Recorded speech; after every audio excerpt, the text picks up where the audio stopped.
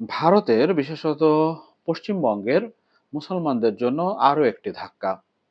কলকাতা বিমানবন্দর সংলগ্ন মসজিদে নামাজ আদায়ে নিষেধাজ্ঞা দেয়া হয়েছে এবং এই নিষেধাজ্ঞায় পশ্চিমবঙ্গের যেই মুখ্যমন্ত্রী শুভেন্দু অধিকারী বিজেপির নেতা তিনি কিন্তু সমর্থন জানিয়েছেন। যদিও মানে কারণ হিসেবে একটা অজুহাত দাঁড় করিয়েছে, যে অজুহাতটা আপাত দৃষ্টিতে যৌক্তিক মনে হতে পারে, কিন্তু এটি একটু তলিয়ে দেখলেই মনে হবে যে আহ, এখানেও কোনো বিদ্বেষ বা এখানেও কোনো হিন্দুত্ববাদী, কট্টর হিন্দুত্ববাদী কোনো ছক থেকে থাকতে পারে। এটা নিয়েই আজকের আলোচনা। খুব সংক্ষেপে আপনাদের জানাবো।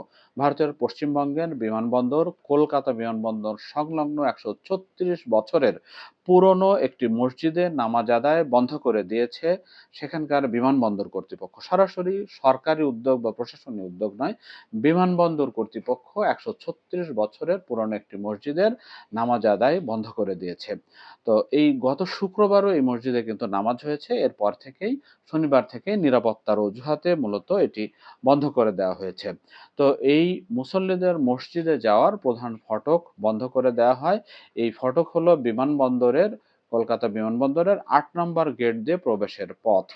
তো এই আহ, মসজিদটির বন্ধ করে দেওয়ার ফলে পশ্চিমবঙ্গে হিন্দুত্ববাদী বিজেপি সরকার আসার পর প্রথম কোনো মসজিদ বন্ধ করে দেওয়ার ঘটনা ঘটল।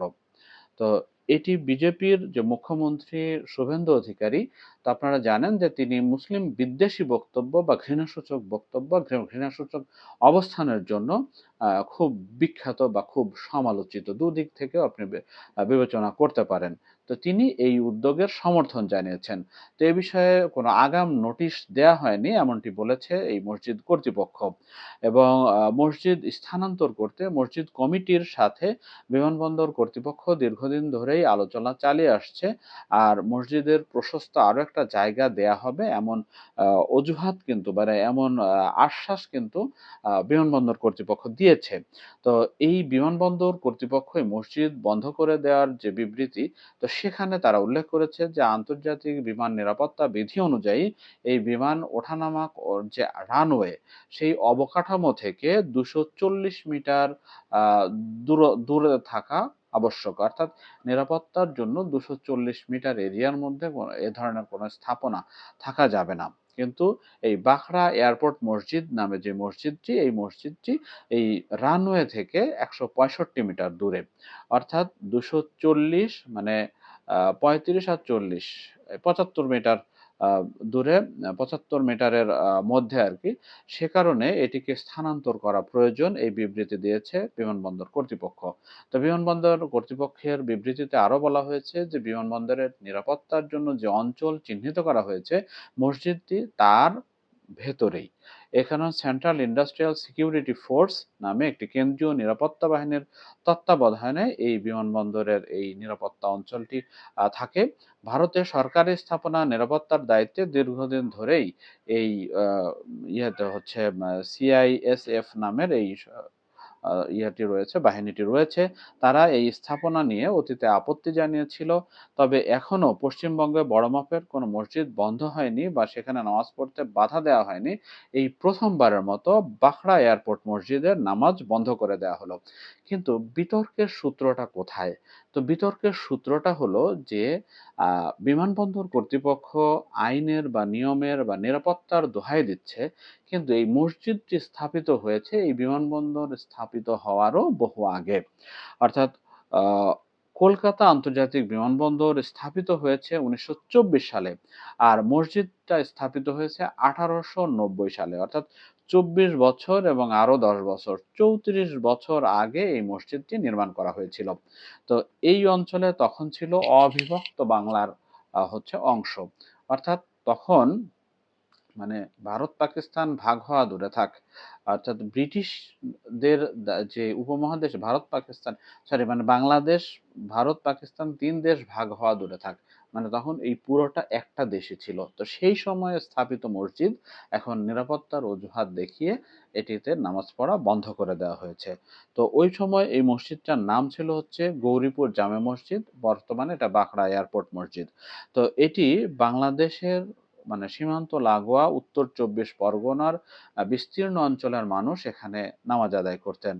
তো এরপরে যে এই ঘটনায় যাতে উত্তেজনা না ছড়ায়, বাংলাদেশের সাতক্ষীরা সীমান্ত থেকে পর্যন্ত অনেকেই এই মসজিদে নামাজ পড়তে যেতেন।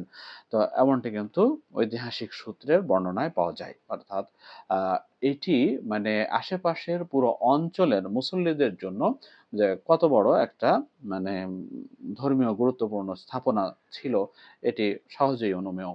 তো এই ঘটনায় যেন উত্তেজনা না ছড়ায় বা তা বিক্ষোভ না ছড়ায়, তো এজন্য মসজিদ কমিটি সহ স্থানীয় সব সামাজিক সংগঠনের কাছে আবেদন জানিয়েছেন ভারতের বৃহত্তম মুসলিম সংগঠন জমিয়তে উলামায়ে হিন্দের রাজ্য সভাপতি সিদ্দিকুল্লাহ চৌধুরী।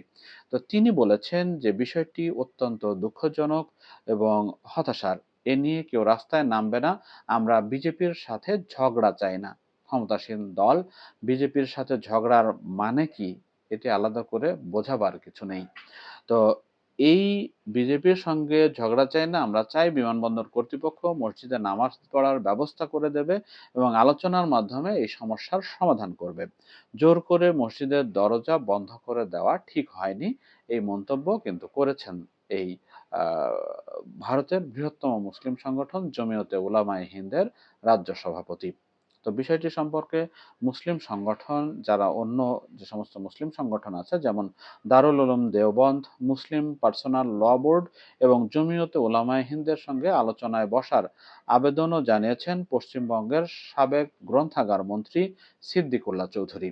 অর্থাৎ ভারতের মুসলমানদের যে ধর্মীয় স্বাধীনতা, সাংবিধানিকভাবে স্বীকৃত স্বাধীনতা, তো সেখানে যে প্রতিনিয়ত প্রতি মুহূর্তেই যে ধরনের হচ্ছে বৈরী বাতাস মানে চারিদিকে ছেয়ে যাচ্ছে, তো সেটি নিঃসন্দেহে উদ্বেগজনক এবং এই বৈরী বাতাস বেড়ে যাওয়ার পালকে আরো একটু বেড়ে যাওয়ার ইয়েতে আরো একটি পালক যুক্ত হলো এই পশ্চিমবঙ্গের বাখড়া এয়ারপোর্ট মসজিদ।